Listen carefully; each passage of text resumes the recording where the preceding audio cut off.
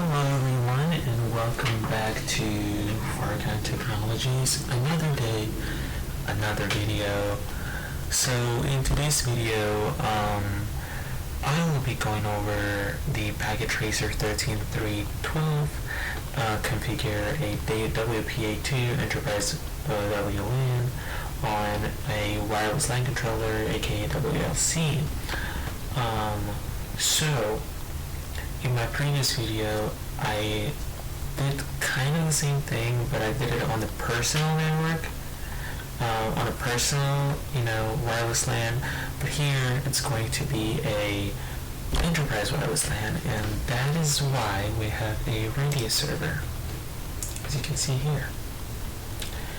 Very cool. Okay, alright, so we're gonna do the following now. Let's get started. So in this activity, you will configure a new WLAN on a wireless LAN controller, including the Vlan interface that you will use.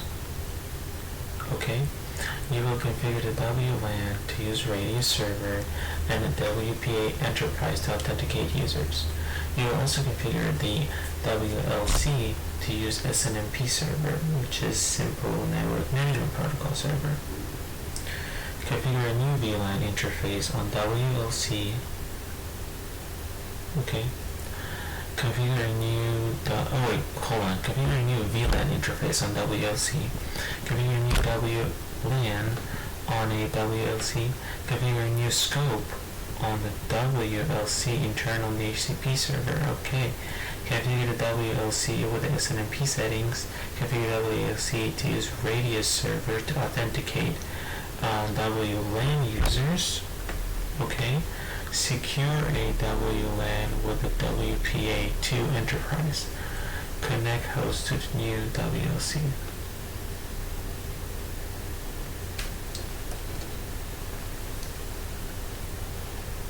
Yes, so we did this in the previous video. You can check it out because it was to be, so you configured WPA2 PSK for WLAN because it was used to be in a smaller business. You have been asked to configure and test the WLC topology that will be used in a larger enterprise. You know that WPA2 PSK doesn't scale well and it's not appropriate to use in an enterprise network. This new topology will use radius server and a WPA2 enterprise to authenticate WLAN users. This allows administration of the user accounts from a central location and provides enhanced security and transparency because each account has its own username and password. In addition, user activity is logged on the server. In this lab, you will create a new Vlan interface.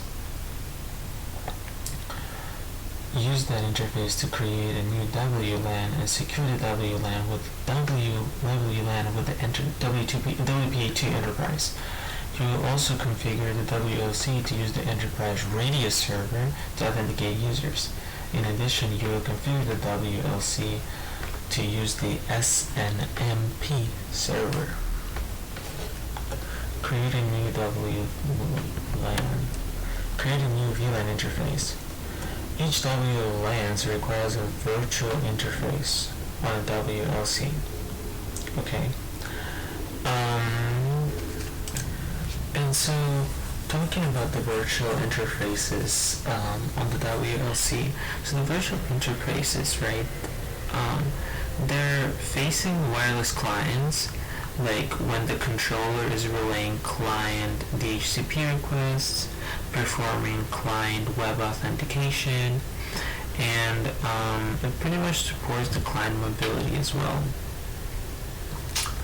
It will appear to be the DHCP server from the client's perspective. However, obviously it's not, it's just an interface. So the interface should actually be configured with a unique and non-routable IP address. Before, for some reason, which I cannot recall right now, from what I read, they used to use the 1.1.1.1 IP address. However, now that IP address is somewhere or out there on the internet being used. So it is a routable internet, or it is a routable IP address. So for the virtual interface, we will be using an IP address from the RFC 1918, which is also known as private address space. Okay, I talked a little bit too much there, but these interfaces are known as dynamic interfaces. The virtual interface is assigned a VLAN ID, and traffic that uses the interface will be tagged as VLAN traffic.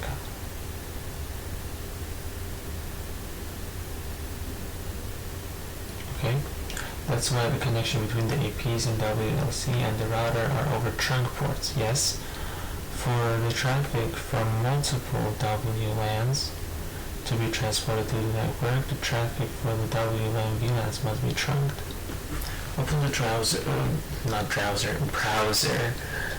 from admin here.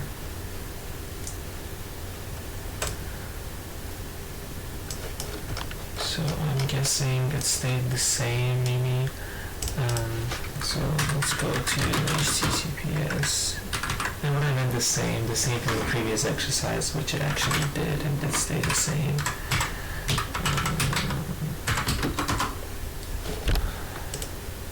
Alright, so Cisco 1, 2, 3. Oh, what happened? Oh, dang it. It's supposed to be admin. Cisco 1, 2, 3. There we go. Okay. Click the controller menu and then click what am I supposed to be clicking? And then click interfaces from the menu on the left. Interfaces, okay. You will see the default virtual interface and the management interfaces with which you're connected. Okay, so we got the virtual interface, okay. And then we got the management interface, okay. Alright, click new.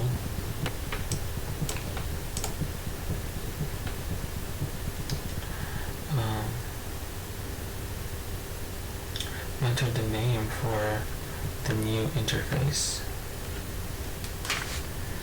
And also one thing about virtual interfaces,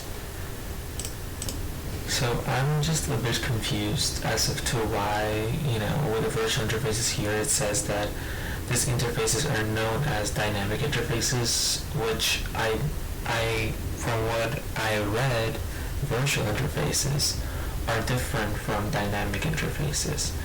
But if you're speaking in terms of dynamic interfaces here, in that case, dynamic interfaces are used to map a wireless LAN to a VLAN. So, so let's go ahead and call it WLAN 5 for VLAN 5, obviously, and the VLAN ID is going to be 5. This is the VLAN that will carry traffic for WLAN that we create later. Okay, click apply. This leads to a configuration screen for the VLAN interface.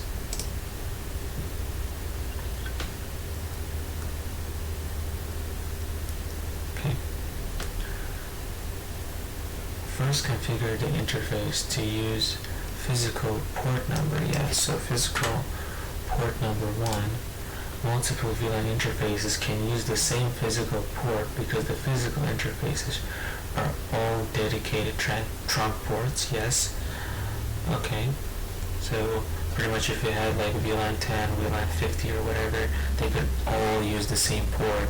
Just like in the case, of like a switch to a switch, right? It's kind of like the same. So the VLAN is going to be 5, and the IP address is going to be 192.168.5.54. Net mask is going to be 255.255.255.0. gateway 92 hello 92.168.5.1. Primary DHCP server is also gonna be, wait, what? Okay.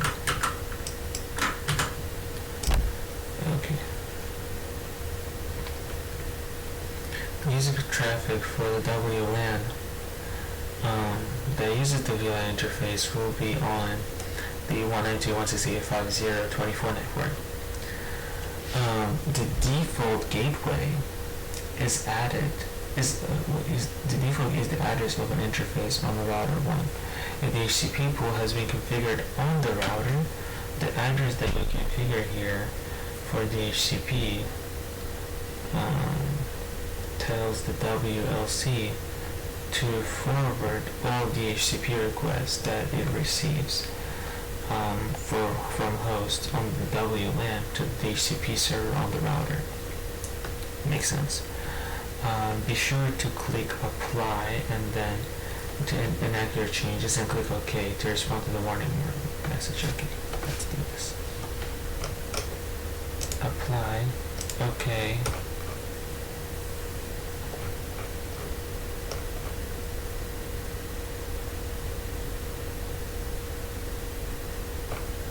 Not sure why it doesn't. Okay, yeah, I guess we'll just need to wait a bit.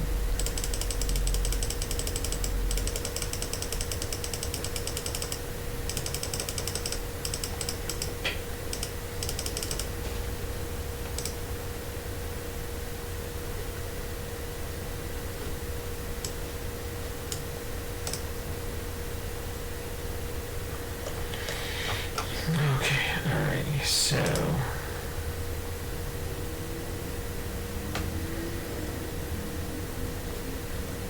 configure WAC to use the radio server. Okay, so we just configured a VLAN interface, virtual interface, or dynamic interface for some reason. Again, I am not sure why they're talking about both of these like they're one interface. I mean, from what I read, they're two different interfaces. Like I said, like a dynamic interface is used to map a WLAN to a VLAN, whereas a virtual interface is also facing, a wireless client, but it's used for like relaying DHCP requests, performing, client web authentication and support. It supports mobility, but I mean, I guess they might be working in conjunction. I'm not sure, but let's go ahead and proceed with this. Let's see.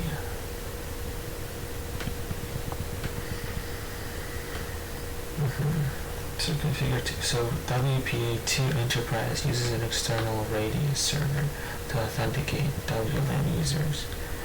Individual user accounts with unique username and passwords can be configured on a radius server. Before WLC can use the services of the radius server, the WLC must be configured with the server address. Click Security.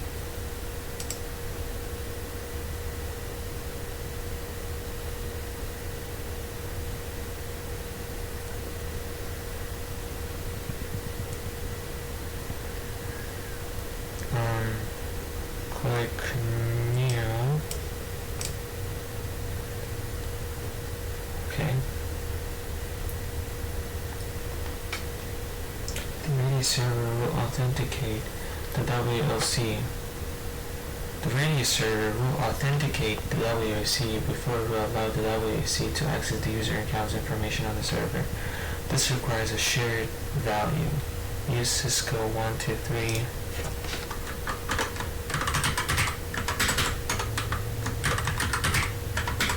So pretty much it's telling us that the radius server will first need to authenticate WLC, right?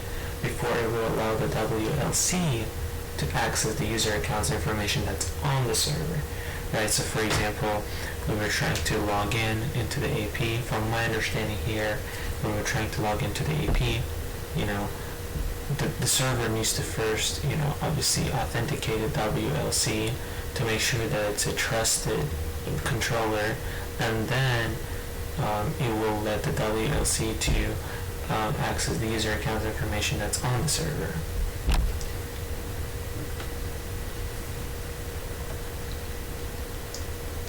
Yeah, obviously, let's keep that in mind. Create a new VLAN. Okay, hold on, but okay, just click apply. Alright, cool. Apply then. Perfect. Okay. Okay, and then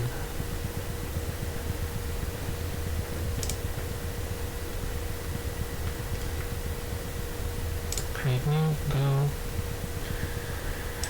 Enter the profile name, which is going to be floor 2 employees. Okay. The SSID is going to be SSID 5. And the ID is going to be 5, just to kind of, I mean, it doesn't have to be necessarily, but just to kind of reflect the VLAN number. I should probably do it.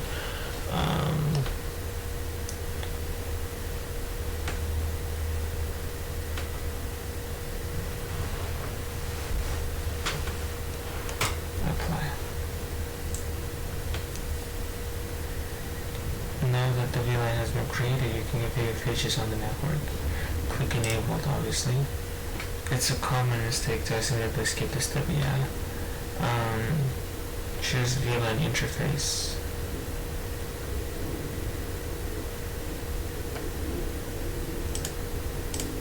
Change that.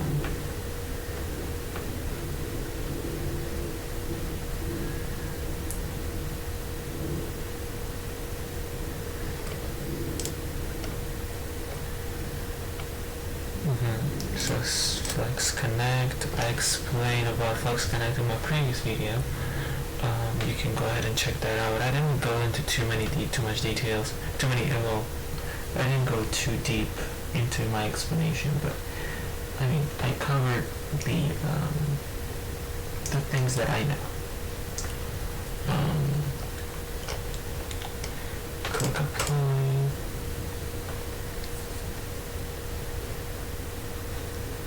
Let's go to security, and we're going to use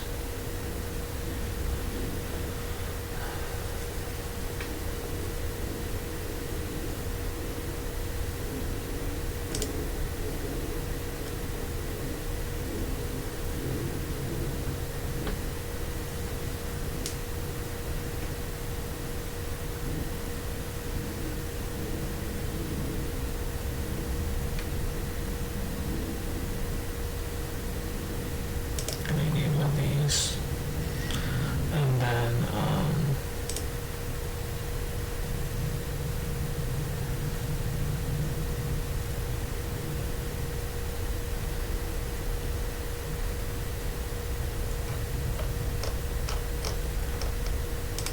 AA servers.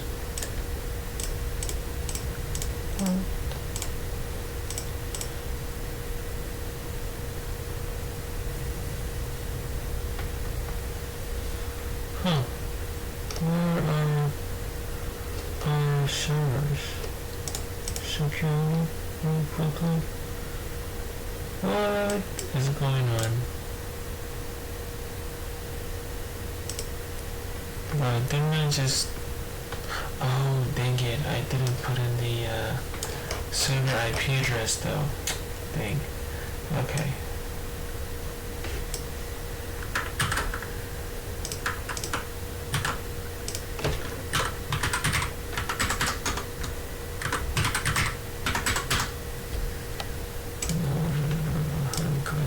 Go back to WLAN. Let's see. Security. WPA. WTP policy. And then service none. This one right here. And then click apply. Yes.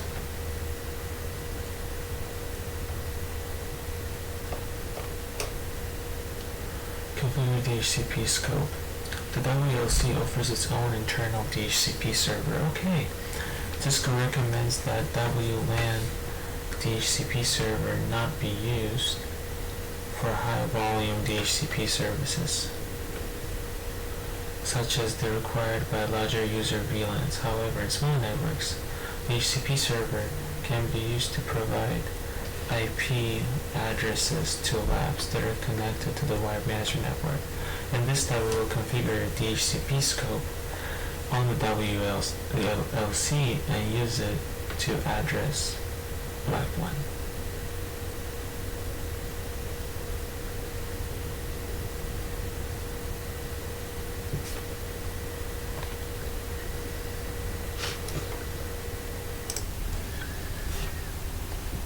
Okay.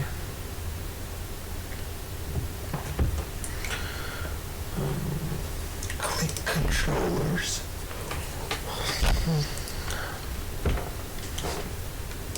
What interfaces are present? I mean,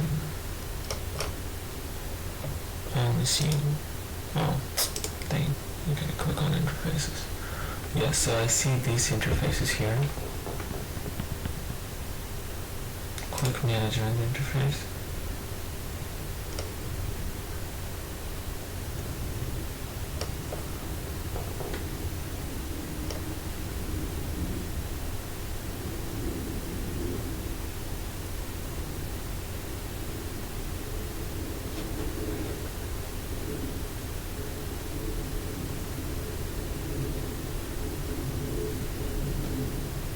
Okay, so because we want the devices to use the internal DHCP server of the WLC, we'll just enter the management IP address into the primary DHCP server section. Click apply and acknowledge. Acknowledge internal DHCP server. DHCP scope.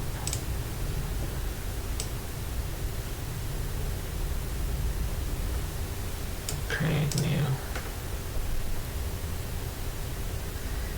Okay, name the scope to wire management. Apply.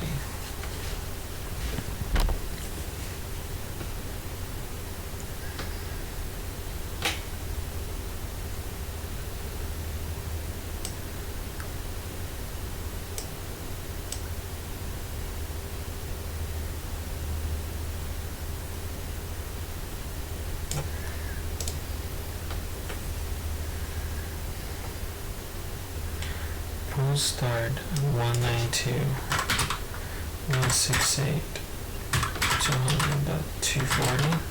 Oh, dang man. 240. 192.168.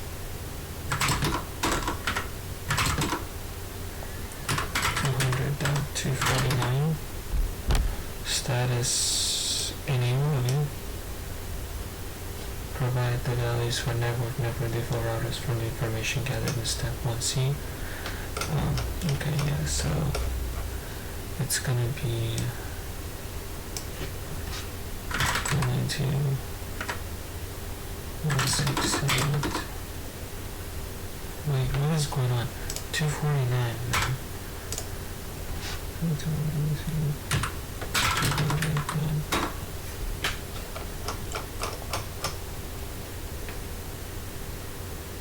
Management is network address.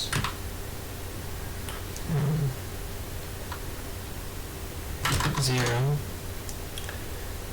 255.255.0.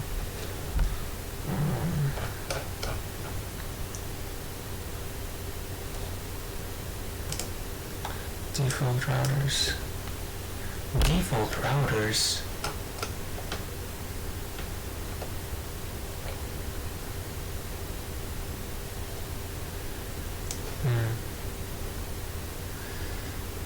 I mean, the default gateway is going to be R1's this one right here. Or actually, yeah, it's gonna be this.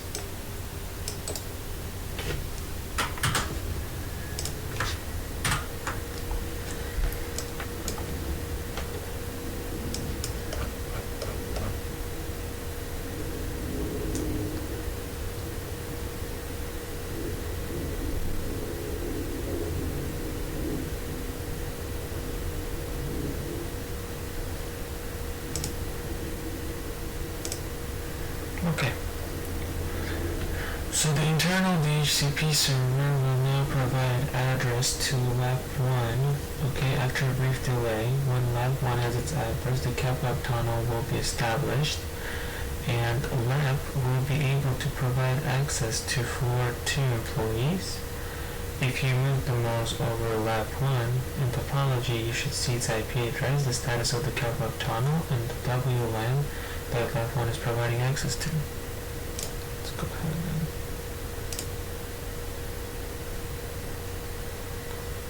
not connected. Okay, let's go ahead and speed this up a little bit.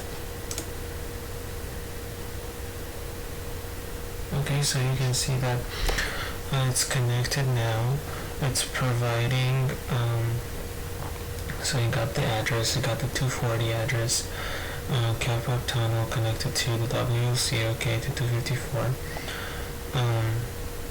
And yeah, that is pretty cool.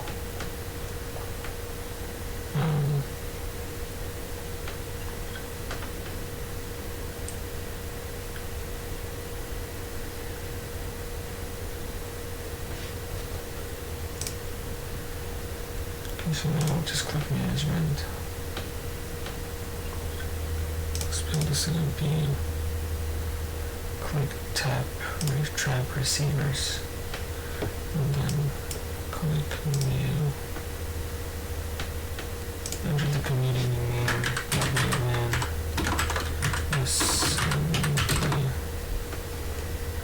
192.137.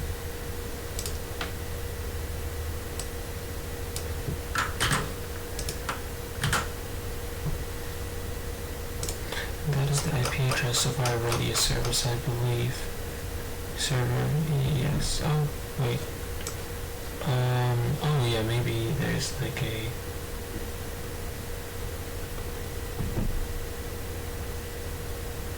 Hold on, what's going on here? This is the radio server. Huh.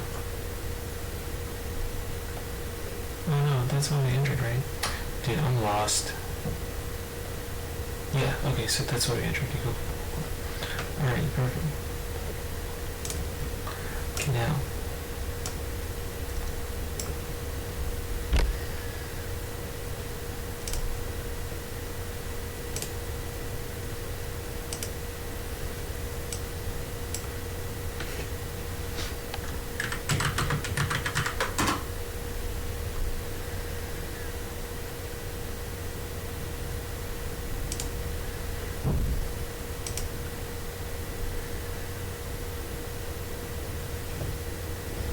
That's the correct one.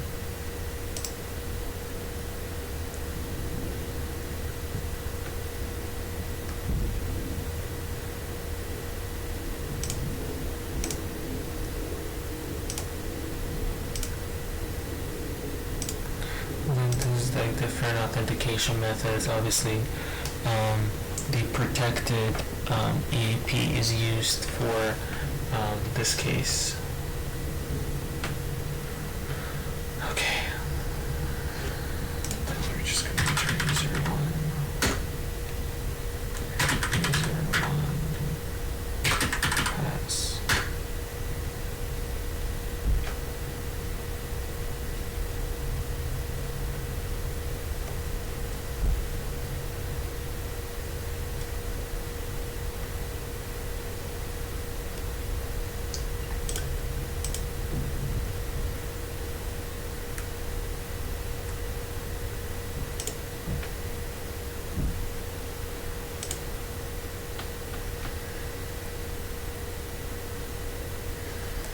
It's going.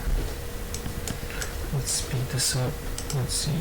Okay, yay! We've configured the connection. Close the PC wireless app. Open command prompt. And okay.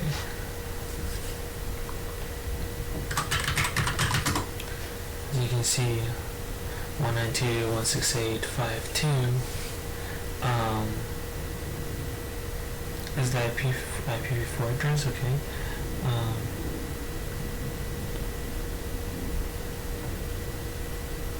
And so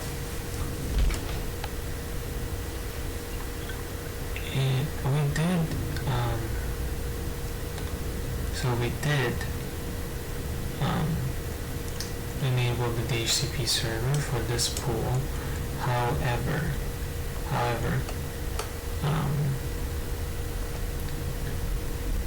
it is on this network. It is on VLAN 5, and the DHCP server, as we are told here, is configured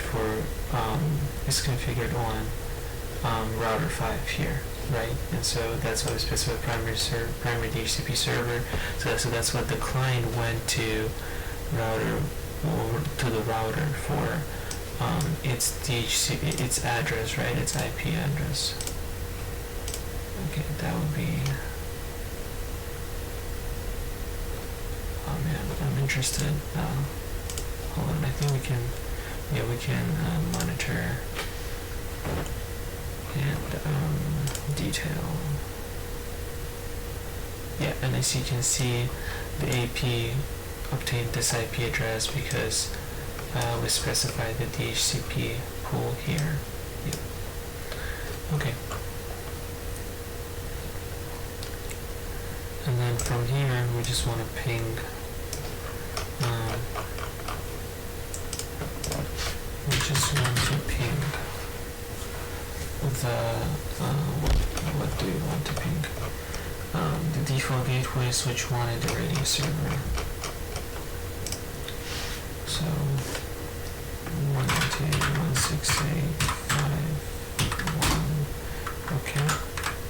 And then we want to ping the switch 1, 200, 100.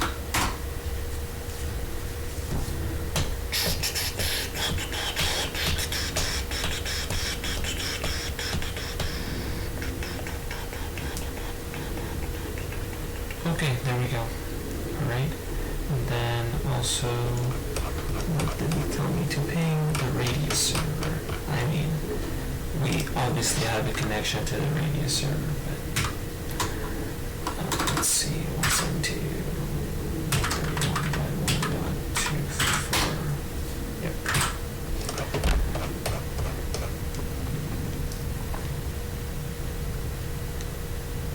So reflection questions. Radio server uses a dual authentication mechanism. What two things are authenticated by the radio server, and what do you think? So by the radio server, obviously from what we found out, two things are authenticated. The WLC is authenticated first, and then the users are authenticated after the WLC is authenticated. And what are the advantages of WPA2 Enterprise over WPA2 PSK? So with the WPA2 Enterprise, everyone to log into the network needs to provide their username and their password, right? That is authenticated by the radio server, and it's unique to an individual client, whereas with the W2 PSK, which is the pre-shared key, everyone is sharing the same key, and it would be easier to obtain that than a username and the password. And yeah, this was success. I'm definitely still a bit confused about the wireless networks. I am going to go ahead and redo all the labs on my own as well. I advise you to do this. I advise you to do the same. And yeah, I hope you enjoyed this video. Peace be upon you all, and have a good day.